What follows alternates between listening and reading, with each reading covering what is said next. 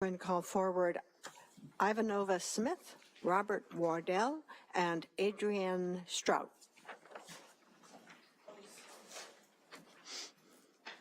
Adrienne? You might have been signed in twice. I think that's a typo. I see. Oh, Stewart and Strout. I got it now.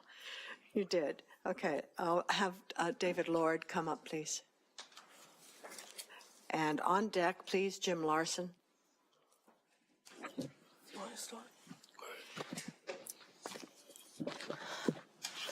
Hello, Chair and members of the committee. My name is Ivanova Smith. I live in the 29th Legislative District, and I represent People First of Washington and AtWork. I strongly support this measure to end some minimum wage because many people with intellectual and developmental disabilities have experienced this discrimination and have stated that they do not like this, they do not support this discrimination. We feel all people, no matter their disability, should be paid an equal wage to those that do not have a disability. We feel that some minimum wage allows the exploitation of workers with disabilities. Please support this cause so all disabled workers are treated equitably. Many employment agencies have benefited from transitioning out of these outdated models. AtWork, which is an employment agency, used to use these certificates, but then we listened to our clients and how they said that it hurt them to be paid less than their non-disabled peers. We listened to them and we started the phasing out of using these certificates. We've been able to successfully end using them in 2015, and we've reaped the benefits. Now we're able to support everyone in community employment and some people in retirement. We feel all workers benefit when they are paid equitably. Any concerns about SSI payments, that can be taken care of with benefits planning to make sure that hours and funding is accurately measured, but it should not impact a person's ability to work and be paid an equitable wage. So I please ask you to support this bill. Employment is not respite. Employment is for us to contribute to our societies and pay our taxes. We want to work just like everyone else and be treated equal, just like everyone else. Thank you. Go ahead, Robert.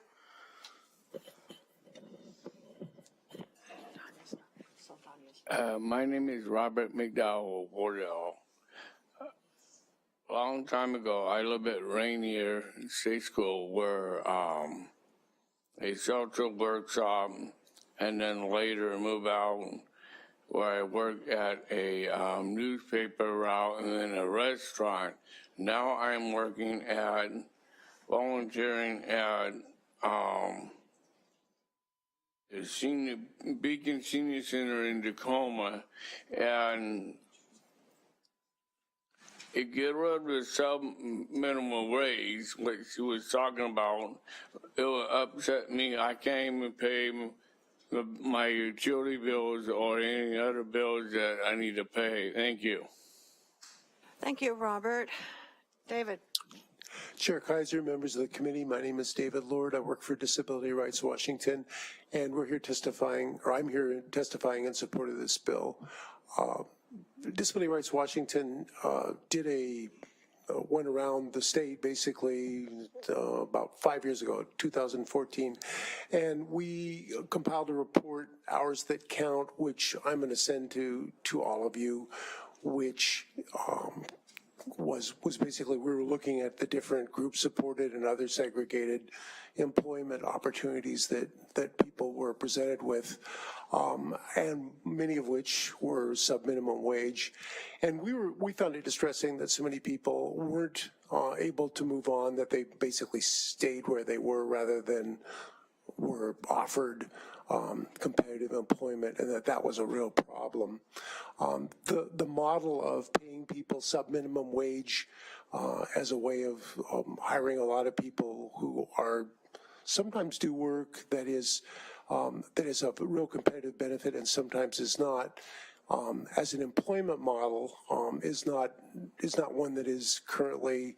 It's one that really is past its time. It's something that was real common 30 years ago and is being phased out all over the country, including in Washington State. And we think this legislation is moving us along in that same direction and is a good idea. I will say that I think that the concern about people ending up sitting on their couch without any opportunities is a real one, and I think it's one that we should pay attention to and that we should have legislation on and we should look at in terms of funding. Those individuals should, I mean, by the way, this isn't just individuals who are currently employed in sub-minimum wage, it's individuals of all sorts.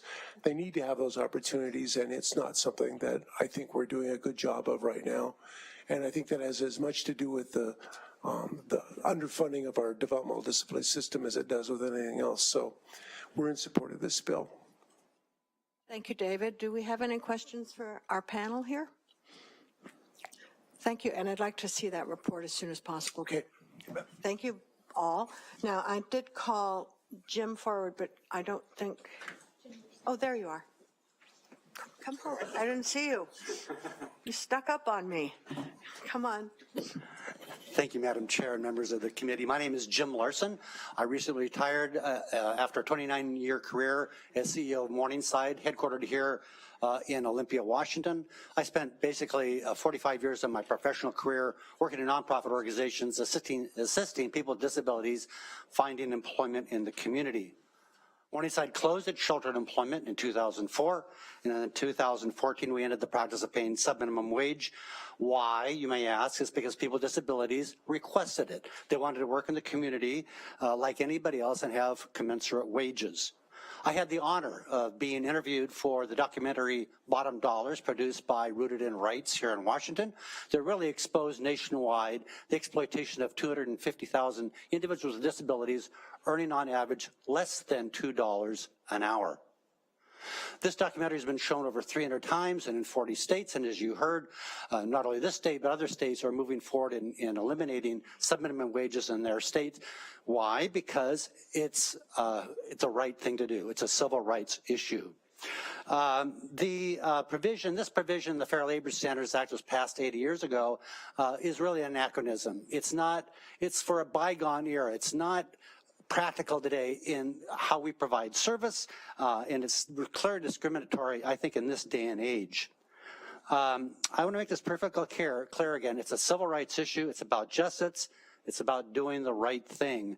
Back in the 30s, people had little or no expectations for people with disabilities. We've come a long ways. We have the Public Law 94-142, or IDEA. We have the Disabilities Act, Vocational Disabilities Act. We have the ADA. All have come a long ways in pointing to the fact that people with disabilities should not be discriminated against. So I strongly urge you to pass this legislation. Thank you, Jim. Any questions for the last witness or last testifier in this bill? Thank you. And that concludes the public testimony on Senate Bill 5753.